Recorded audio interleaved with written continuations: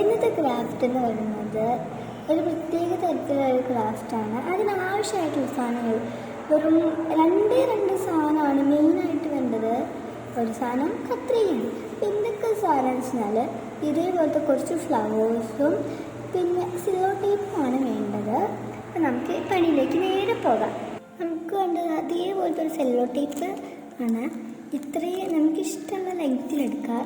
ഇനി നമുക്ക് ഇത് റോസ് പെറ്റൽസ്, വാടിപ്പോയ റോസ് പെറ്റൽസ് ഉണ്ട്, ബോഗൺവില്ല ഉണ്ട്. പിന്നെ ഈ ഒരു ലീഫ് എനിക്ക് നല്ല ഇഷ്ടപ്പെട്ടിട്ടുണ്ടായിരുന്നു, അതുകൊണ്ട് എടുത്താണ് കേട്ടോ. അപ്പോൾ നമുക്കതൊക്കെ ഇതിൻ്റെ മെല്ലിങ്ങനെ വെച്ച് കൊടുക്കാം. ഇപ്പോഴേ നിങ്ങൾക്ക് എല്ലാവർക്കും മനസ്സിലായിട്ടുണ്ടാവും ചെറിയൊരു ബുക്ക് മാർക്കാണ് ഉണ്ടാക്കുന്നതെന്നുള്ളത്. ഈ ബുക്ക് മാർക്ക് എനിക്കിത് അറേഞ്ച് ചെയ്ത് വെക്കാൻ വേണ്ടി തീരെ അറിയാൻ പാടില്ല കേട്ടോ, എന്നാലും നമുക്ക് അറിയണമല്ലോ. ഇതേമാതിരത്തെ രണ്ട് സാധനമാണ് ഞാൻ എടുത്തിട്ടുള്ളത്. എനിക്കിതങ്ങനെ അറേഞ്ച് ചെയ്യുമ്പോൾ ചെറിയൊരു റെസിനാട്ടൊക്കെ എനിക്ക് ചെയ്യാൻ ഭയങ്കര ഇഷ്ടമാണ് കേട്ടോ, റെസിനാട്ടൊക്കെ. അപ്പോൾ അതേ ഒരു ഫീലിംഗ് ഉണ്ടായിരുന്നു എനിക്ക്. നല്ല പണിയാണ് കേട്ടോ എനിക്കിത് ഓർഗനൈസ് ചെയ്യാൻ വേണ്ടി തോന്നിയിട്ടുണ്ടായിരുന്നത്. ഇത് ഈ ബോഗൺവില്ല വില്ലയിലെ നടുവിലുള്ളൊരു സാധനമാണ്. എന്തോ പുതിയ ഇല, എന്തോ തളിരിലയോ അങ്ങനത്തെ സാധനമാണ് കേട്ടോ. ഇത് ഓരോന്നോരോന്ന് വെച്ച് കഴിയുമ്പോഴത്തേക്കും എൻ്റെ കൈ ഇങ്ങനെ ഒട്ടുന്നുണ്ട് കേട്ടോ ഇതിൻ്റെ മേലെ. അതാണ് ഞാൻ ഇങ്ങനെ വിളിക്കുന്നത്. പിന്നെ ഇത് എന്തോ ഒരു ഇലയാണ് കണ്ടത്, അതിന് പറിച്ചുകൊണ്ട് തോന്നുന്നു.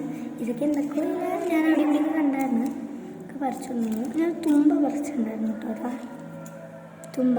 ഇത് നമ്മളിങ്ങോട്ട് ഫേസ് ആവുന്ന രീതിയിലല്ല വെക്കേണ്ടത്, ബാക്കോട്ട് ഈ ഒരു ഭാഗത്തോട് ഫേസ് ആവുന്ന രീതിയിലാണ് വെക്കേണ്ടത് കേട്ടോ. എന്താ ഓരോ സാധനം ഞാനിങ്ങനെ അറേഞ്ച് ചെയ്ത് വെക്കുകയാണ്. എൻ്റെ കയ്യിൽ ഒട്ടിപ്പിടിച്ചിട്ട് എനിക്ക് ചെറിയൊരു ബുദ്ധിമുട്ടുണ്ട് കേട്ടോ, അല്ലാതെ വേറെ ഒന്നുമില്ല. ഇത്രയും സിമ്പിളായിട്ടുള്ളൊരു ബുക്ക് മാർക്ക് എന്നൊക്കെ പറയുന്നേരം ഭയങ്കര പാടാണ്. ഇത്രയും സിമ്പിൾ ക്രാഫ്റ്റ്സ് ആണ് കേട്ടോ ഇതൊക്കെ. ഞാൻ നല്ല നിറച്ച് വെച്ചിട്ടുണ്ട്, എന്നാലും പൂക്കൾ കുറച്ചൊക്കെ ബാക്കിയുണ്ടായിരുന്നു. ഞാൻ വിചാരിച്ചു ഇതിങ്ങനെ വെതറി ഇട്ട് കൊടുത്താലോ, പക്ഷേ ഞാൻ വിചാരിച്ചു ഇങ്ങനെ കുളയിപ്പോയാലോ എന്നൊരു പേടി.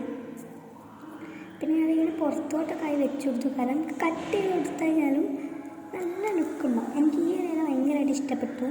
അതുകൊണ്ട് 2-3 വട്ടം കുറച്ചിട്ട് ഞാൻ പറിച്ചിട്ടുണ്ടായിരുന്നത്. പിന്നെ 2-3 വട്ടമൊക്കെ ഞാൻ പോയി പറിച്ചു കിട്ടോ ഈ ഇല. പക്ഷെ 4-5 അല്ല 4-5 പ്രശ്നമാണ്. പിന്നെ ഞാൻ കുറേയൊക്കെ അറേഞ്ച് ചെയ്ത് വെച്ചു, കുറേയൊക്കെ വെതറി എന്തൊക്കെയോ വഴിയിട്ടു, അങ്ങനെയൊക്കെ വെച്ചിട്ടുണ്ട്.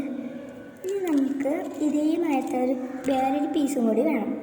ഇത് കുറച്ചധികം വലുപ്പമുള്ളൊരു ടീപ്പാണ്. ഇതുണ്ടാക്കി വന്നപ്പോൾ കുറച്ച് വലുതായി പോയിട്ടോ, കാരണം എൻ്റെ കയ്യിൽ ഇതേ പറഞ്ഞാൽ വലിയ ടേപ്പ് ഇല്ലായിരുന്നു. അതുകൊണ്ട് തന്നെ കുറച്ച് ചെറിയ ടേപ്പ് ഒട്ടിച്ചൊട്ടിച്ച് പോയിട്ടാണ് ഞാൻ ഇങ്ങനെ സെറ്റാക്കിയത്. ഓക്കെ, നമുക്ക് ബാക്കി വന്ന പീസസൊക്കെ എല്ലാം കട്ട് ചെയ്ത് കൊടുക്കുക. ആ ഒട്ടിച്ച സമയത്ത് ചെറിയൊരു ചുളിവ് വന്നിട്ടുണ്ടായിരുന്നു ടേപ്പിൻ്റെ മുകളിൽ ഒട്ടിച്ച സമയത്തൊക്കെ. നമുക്ക് സാരില്ല, അങ്ങനെ ഇതൊക്കെ മുറിച്ച് കട്ട് ചെയ്ത് കൊടുത്ത് മാറ്റാണ്. എനിക്കൊരു വൈറ്റ് ആൻഡ് ഗ്രീൻ ഈ ഒരു ലീഫല്ലേ അതാണ് എനിക്ക് ഇഷ്ടപ്പെട്ടിട്ടുണ്ടായിരുന്നത്. ഏറ്റവും മുതലിനെത്തിട്ട് ഈ ബോഗൺവില്ലയൊക്കെ അങ്ങനെ കറക്റ്റ് ഇങ്ങനെ നിൽക്കുന്നുണ്ടായിരുന്നു, ഇഷ്ടപ്പെട്ടു. അപ്പോൾ ഇനി നമ്മൾ വേണമെങ്കിൽ നടുവിലൊരു ഹോളൊക്കെ ഇട്ട് ത്രെഡൊക്കെ ഇതാക്കി അടിപൊളിയാക്കാം.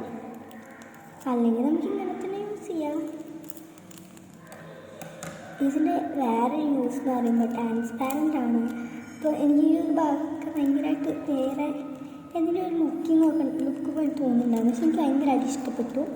അപ്പോൾ ഇത്രയേ ഉള്ളൂ ഇന്നത്തെ ഈ ക്രാഫ്റ്റ് വീഡിയോ. എല്ലാവർക്കും ഇഷ്ടപ്പെട്ടെന്ന് വിചാരിക്കുന്നു. ഈ simple craft idea. Tata bye bye, see U.